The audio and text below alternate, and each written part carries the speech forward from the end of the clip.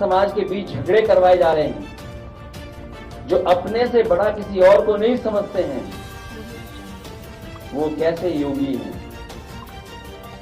संतों में भी झगड़ा कराने का काम अगर कोई कर रहा है तो सरकार के लोग मिलकर के करवा रहे हैं।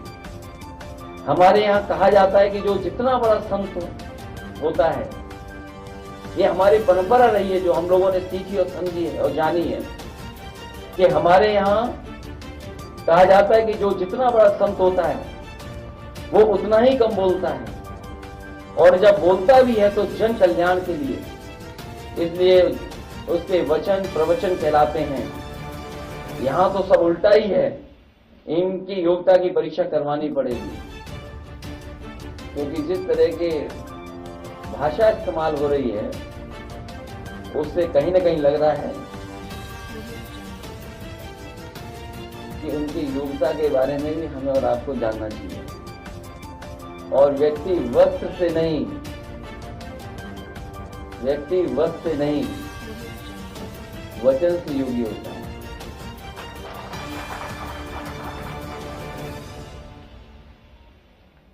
जो लोग हमेशा अमृत काल को याद दिलाते हैं, ये आजादी का नहीं बर्बादी का अमृत काल है, और नकारात्मक लोगों का भी। कलयुग में सब उल्टा होता है, ना तो समझो वही हो रहा है। जो कलयुग है उसमें उल्टा होता है और सब उल्टा कर रहे हैं लोग।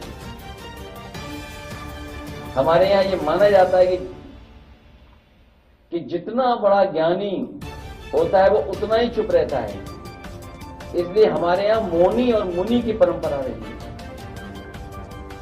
मुनि की परंपरा साधु संतों में, या मौनी की परंपरा, और कलयुग है इसलिए सब उल्टा हो रहा है। मितभाषी वाचाल बन गए हैं आजकल,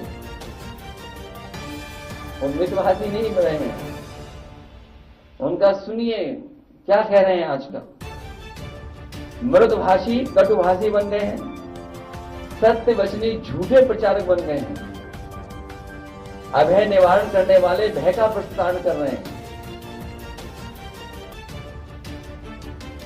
परोपकारी लोग अत्याचारी का काम कर रहे हैं।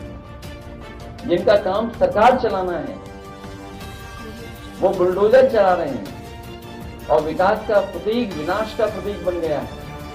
और अभी अभी सुना होगा हमने और आपने कि किसी भी सरकार को इस तरीके से सुप्रीम कोर्ट ने नहीं कहा होगा जिस तरीके से इस सरकार को कहा है।